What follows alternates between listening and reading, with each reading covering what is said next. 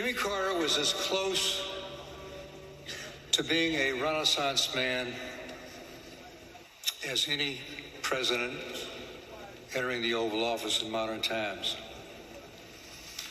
He was skilled in an astonishing array of activities: farmer, businessman, nuclear engineer, naval submarine officer, woodworker, painter, fly fisherman, music lover, poet, author, Sunday school teacher, creator of the Carter Center, and yes, loving husband, father, grandfather, and great-grandfather, and Nobel Peace Prize winner. Behind that toothy smile was a man of steel determination, discipline, and self-confidence.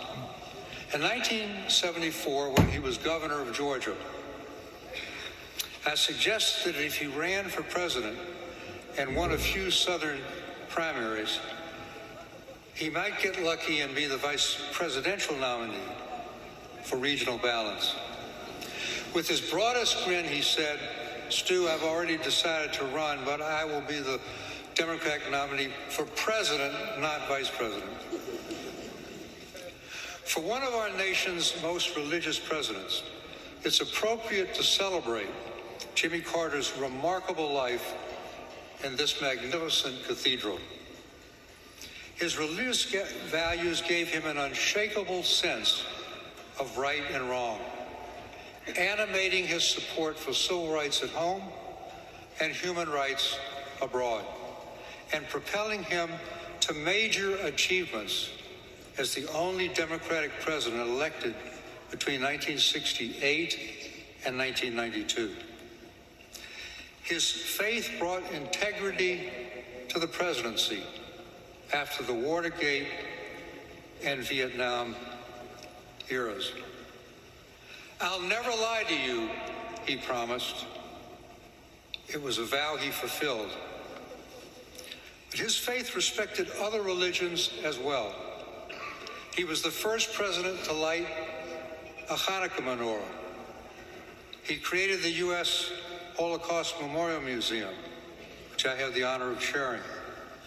He had a kosher Shabbat dinner at Camp David for the Israeli delegation and came to our house for a Passover Seder, only weeks after he negotiated the treaty between Israel and Egypt. As we lay our 39th president to rest, it's time to redeem his presidency and also lay to rest the myth that his greatest achievements came only as a former president.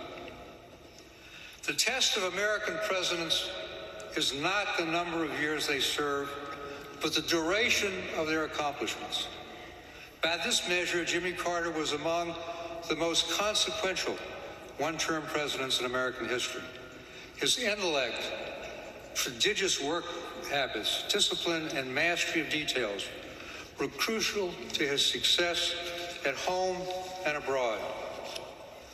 President Carter parked politics at the Oval Office door to do what he believed was the right thing, taking controversial challenges on, regardless of the political consequences, and frankly, there were many.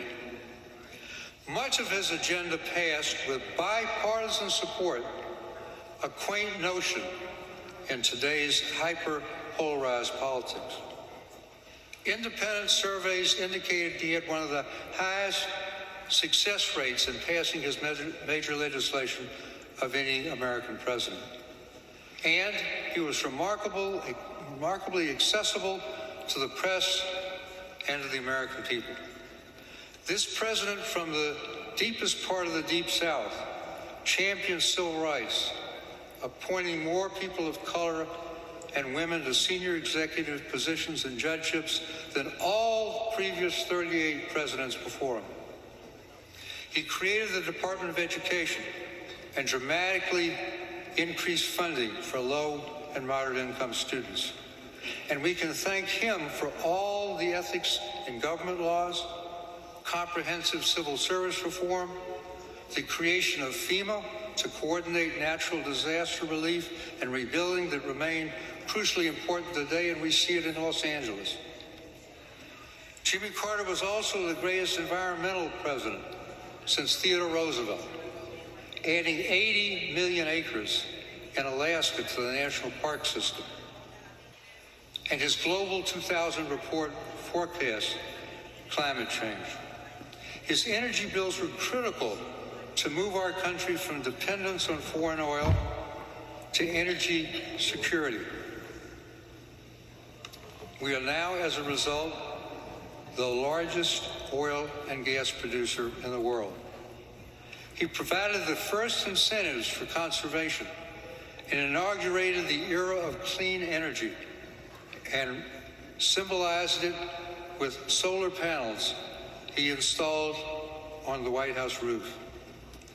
Underappreciated at the time, but now widely recognized by Republicans and Democrats alike, President Carter was the great deregulator, winning legislative battles to loosen the regulatory bonds and shackles on airlines, thereby democratizing air travel, on trucking and rails, therefore helping our supply chains be more efficient, telecommunications leading to the cable TV era, and even the beer industry, which encouraged local craft beers. And he did so without compromising health and safety. These laid the foundations for today's innovative economy.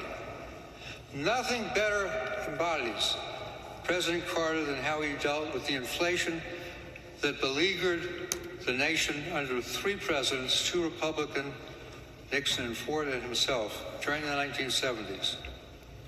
Over the objection of all of his advisors, he chose Paul Volcker to lead the Federal Reserve, knowing in advance that Volcker's tough monetary policy would raise interest rates and unemployment because Paul told him that, and would do so in a presidential election year.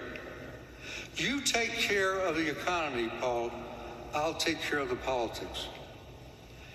Inflation indeed dropped like a rock after he left office and remained low for decades. Abroad, Jimmy Carter laid the building blocks for a better world. He was the first president to make human rights a priority for U.S. foreign policy. And this led directly to the release of thousands of political prisoners in Latin America and stimulated them to a lasting democratic transition. He ushered in a new era of hemispheric relations with the Panama Canal treaties, the toughest legislative battle of his presidency. He uniquely combined the soft power of human rights, championing freedom for the communist East Bloc countries and tripling the emigration of Soviet Jews. He combined that with hard power, rebuilding America's military strength after its post-Watergate decline. He negotiated a major nuclear arms treaty with the Soviets, while at the same time initiated every single weapon system that came online in the 1980s. Those new weapons helped end the Cold War. He normalized relations with China, and even his critics applauded his tough measures after the Soviets invaded Afghanistan. Jimmy Carter's most lasting achievement, and the one I think he was most proud of, was to bring the first peace to the Middle East through the greatest act of personal diplomacy in American history, the Camp David Accords. For 13 days and nights, he negotiated with Israel's Menachem Begin and Egypt's Anwar Sadat, personally drafting more than 20 peace proposals and shuttling them between the Israeli and Egyptian delegations. And he saved the agreement at the 11th hour, and it was the 11th hour, by appealing to Begin's love of his grandchildren. For the past 45 years, the Egypt-Israel peace treaty has never been violated and laid the foundation for the Abraham Accords. On the other side of the ledger was Iran. Jimmy Carter did not lose Iran, the Shah did. But the hostage crisis was a major factor in denying him a second term, despite his support for the Shah. Safe return of the hostages above his own political fortunes. He took full responsibility for the failure of the bold hostage rescue mission and worked tirelessly even after his bitter re-election defeat to Ronald Reagan, securing their release on the last day of his presidency. In the end, Jimmy Carter taught all of us how to live a life fulfilled with faith and service. He said, "I have one life to live. I feel like God wants me to do the best I can do with it, to let me live my life so that it will be meaningful." Well, Mr. President, you've more than achieved that goal. He may not be a candidate for Mount Rushmore, but he belongs in the foothills of making the U.S. stronger and the world safer.